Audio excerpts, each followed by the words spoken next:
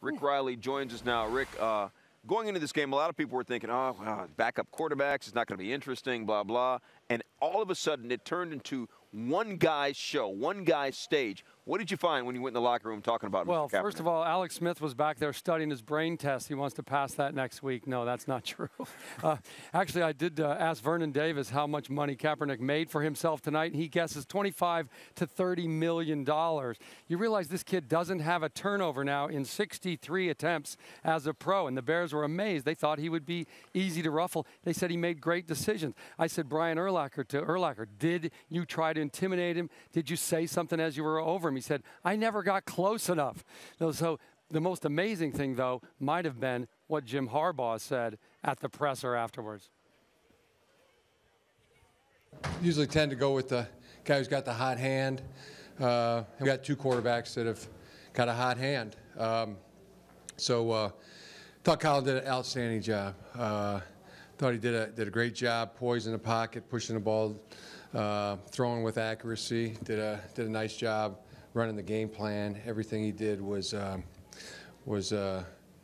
exemplar again, and really acquitted himself great.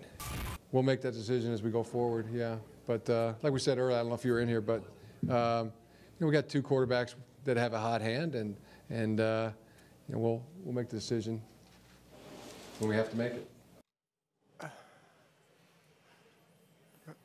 Can of worms you just got opened. So apparently we have a quarterback controversy, or is Kaepernick just the next Matt Flynn? You know, Rick, I actually thought that this was a great opportunity to say that this is a young kid, he's coming along, and Alex, he's been 2 seasons of really solid play, and we have 2 guys, but Alex, for what Jim Harbaugh is basically saying, the gauntlet is thrown down.